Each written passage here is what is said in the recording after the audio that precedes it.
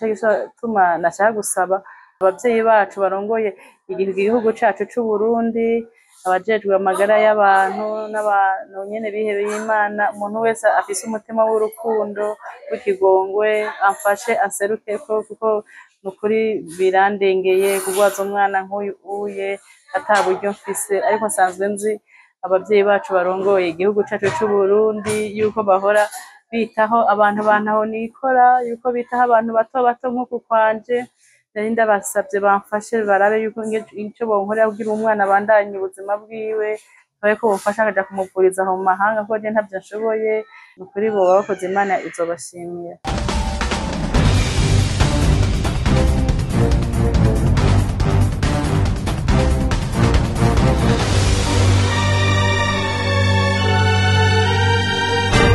Nitwa Hikinuka Joseline, nkaba ngwarije umwana ngaha kuri Prince Regent, nkaba ndahamaze mu kiringo c'umwaka, akaba agwaye ingwara y'amafyigo.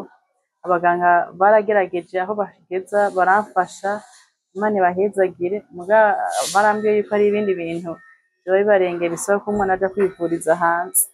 Ikiringo tumaze ikiringo c'umwaka, niho tumaze yivuriza ngaha agira dialyse, ni ukuvuga agira kabiri mu ndwi, ni ukuvuga kuwa gatatu no kuwa gatandatu. Abaganga barambwira yuko umwana yoba amafyigo yarononekaye, bisaba yuko umuntu yogerageza ngo akaronka uburyo nyene umuntu yoja kumuvuriza hanze.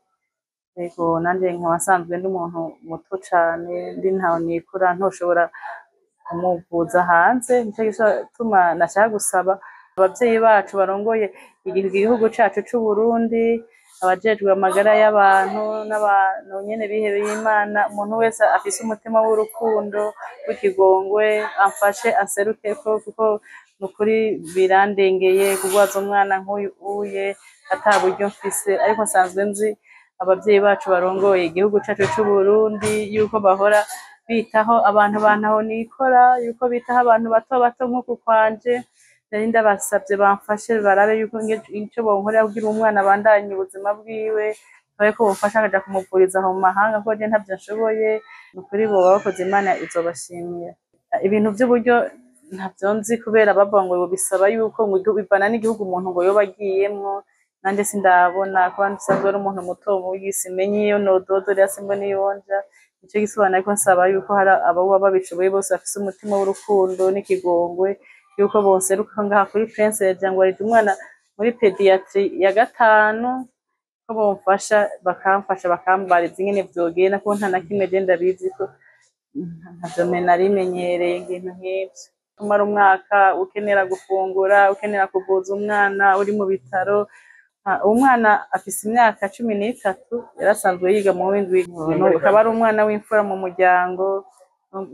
N'ubundi bwana buca bingora nyene ndabakurikirana ndi ngaha kuri uwo bishoboye wese afise umutima w'urukundo yomfasha, akaraba nyene umwana yosubira kwiga, amagara yiwe agasubira agatera imbere. Muba mukoze cane. N'ubu ndumva agahinda, intuntu, umubabaro mwinshi mu mutima. Nasaba yuko uwo wabishoboye vraiment yomfasha. Ni ukuvuga ubuzima bwose burahagaze mu muryango, nta kintu na kimwe kiriko kiragenda. Gushikiza isaha simbona ico mfata n'ico ndeka, ibintu vy'imiti vy'amahera yo kuvuza umwana vyamperanye, sindonka ingene mvuza umwana, ubu vyahagaze vyose, ikiringo ni kinini, umwaka ni munini.